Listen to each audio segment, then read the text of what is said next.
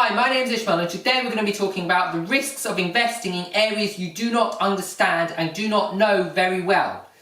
Do not just use a deal sourcer, do not use a deal packager, do not use people who don't know the area well. The reason why I say this is due to the massive fluctuation in the Welsh house prices. I'm using Wales as an example because it is the biggest fluctuation in a small area that I can find to give you the example of why you should be very, very careful when you buy from anyone, whether it be a deal sourcer, a friend, or someone in the local area.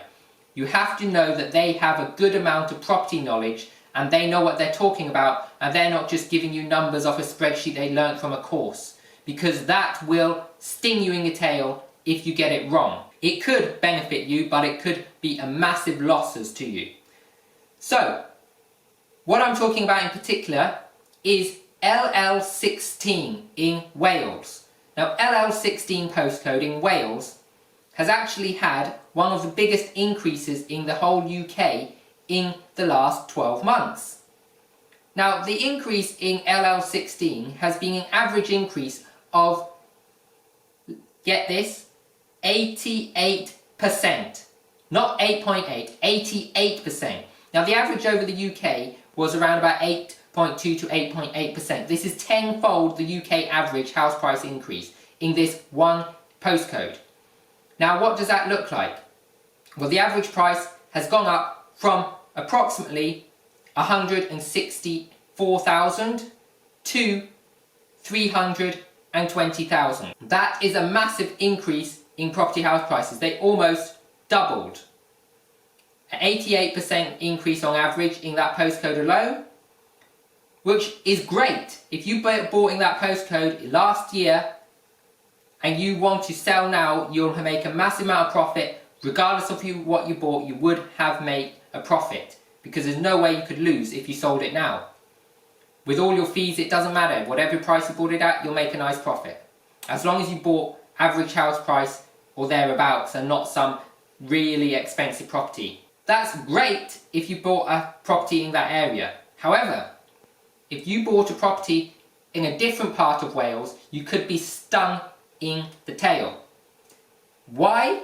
Because in CF3, your house prices on average would have dropped 47%.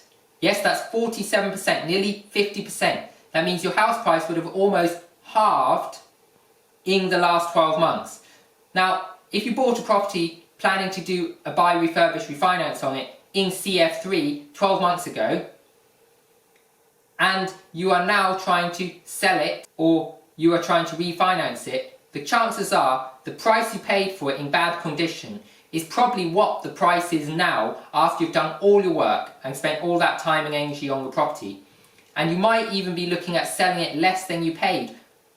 And that's without taking into account any of the expenses. So if you bought the house for £150,000, you might have spent £20,000, £30,000 on it, and you expected it to be worth over 200.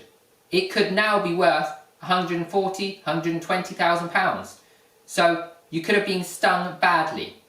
Now, the interesting thing about CF3 is that most people think it's a very good investment area because it's on the so-called M4 corridor. Now, a lot of deal sources see the M4 corridor as a very good investment area because of the changes in the bridge toll, and it's right between Cardiff and Newport, and so it's two big towns.